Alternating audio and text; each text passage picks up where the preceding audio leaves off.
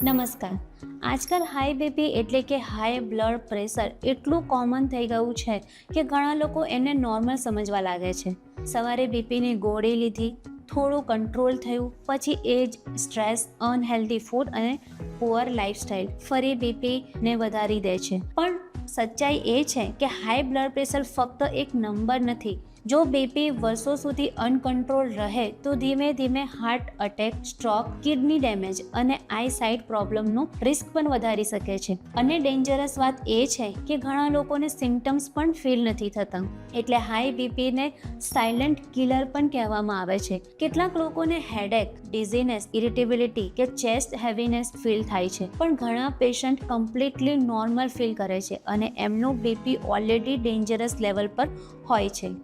એટલે આજે આપણે વાત કરીશું 3 ઇમ્પોર્ટન્ટ આયુર્વેદિક અને લાઇફસ્ટાઇલ બેઝડ ઉપાયો વિશે, જે નેચરલી બીપી કંટ્રોલ સપોર્ટ કરવામાં હેલ્પફુલ બની શકે છે. સૌથી પહેલો ઉપાય છે સ્ટ્રેસ કંટ્રોલ અને નર્વસ સિસ્ટમને કામ કરવું. આજકાલ સ્ટ્રેસ હાઈ બીપીનું એક બહુ મોટું હિડન રીઝન બની ગયું છે.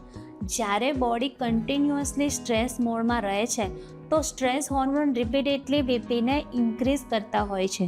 આયુર્વેદમાં એને વાત ઇમ્બેલેન્સ અને ઓવર એક્ટિવ સ્ટ્રેસ રિસ્પોન્સ સાથે પણ કનેક્ટ કરવામાં આવે છે. એટલે આયુર્વેદ અને યોગા બંને માઇન્ડ રિલેક્સેશનને બહુ ઇમ્પોર્ટન્ટ આપે છે. અને અહીંયા અશ્વગંધાનો રોલ બહુ ઇમ્પોર્ટન્ટ માનવામાં આવે છે. આયુર્વેદમાં અશ્વગંધાને ફક્ત એક નોર્મલ હર્બ નથી પણ રસાયણ માનવામાં આવે છે.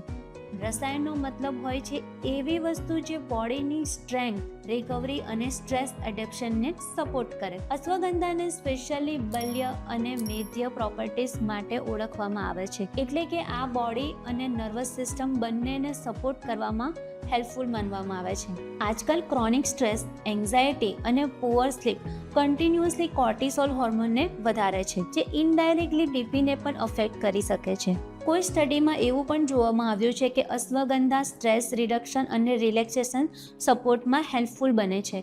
પણ યાદ રાખો, એનો મતલબ એ નથી કે દરેક વખતે વગર કોઈ ગાઈડન્સે અશ્વગંધા સ્ટાર્ટ કરી દેવી જોઈએ. સ્પેશિયલી થાઇરોઇડ ઇસ્યુ, પ્રેગ્નન્સી કે મેડિસિન લેતા પેશન્ટમાં પ્રોપર ગાઈડન્સ જરૂરી હોય છે. બીજો ઇમ્પોર્ટન્ટ ઉપાય છે સોલ્ટ પ્રોસેસ્ડ ફૂડ અને અનહેલ્ધી ઓઇલ ઓછું કરવું. આજકાલ પેકેજ ફૂડ, બેકરી પ્રોડક્ટ અને નમકીન અને પ્રોસેસ્ડ ફૂડમાં હિડન સોડિયમ બહુ જ વધારે હોય છે. એક્સેસિવ સોલ્ટ બોડીમાં વોટર રિટેન્શન વધારે છે, જેથી બ્લડ પ્રેશર વધારે વધી શકે છે. એટલે ફ્રેશ ઘરનું ખાવાનું, ફ્રૂટ્સ, વેજીટેબલ્સ અને ફાઇબર રીચ ફૂડ બીપી મેનેજમેન્ટમાં ઇમ્પોર્ટન્ટ રોલ પ્લે કરે છે. આયુર્વેદમાં પણ ઓવર ઇટિંગ અને હેવી ઓઇલી ફૂડને સર્ક્યુલેશન અને મેટાબોલિઝમ ડિસ્ટર્બ કરવાનું માનવામાં આવે છે.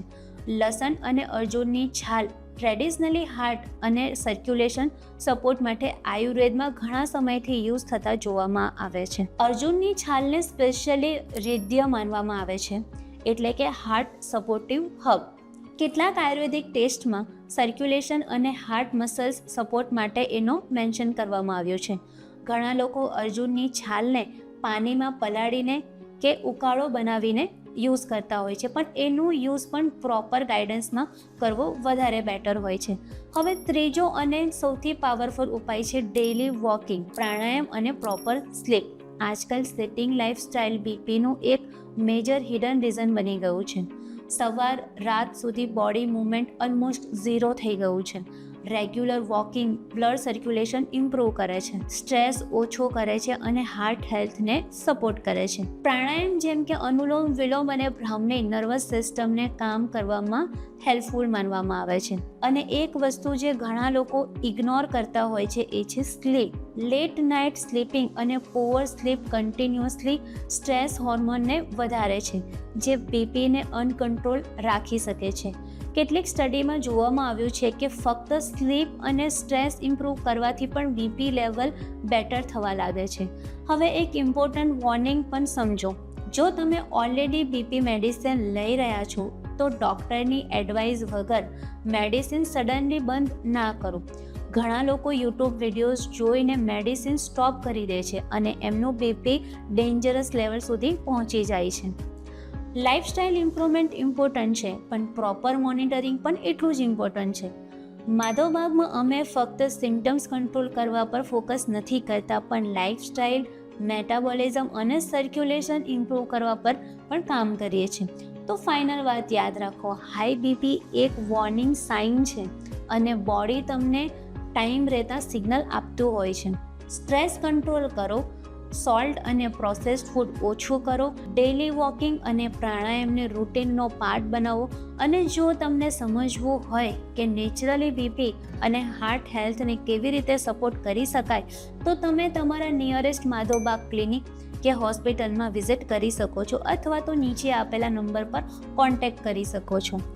જો તમને બીપી, અશ્વગંધા, અર્જુનની છાલ કે આયુર્વેદિક લાઇફસ્ટાઇલ રિલેટેડ કોઈ પણ ડાઉટ હોય તો કમેન્ટ સેક્શનમાં જરૂરથી પૂછો.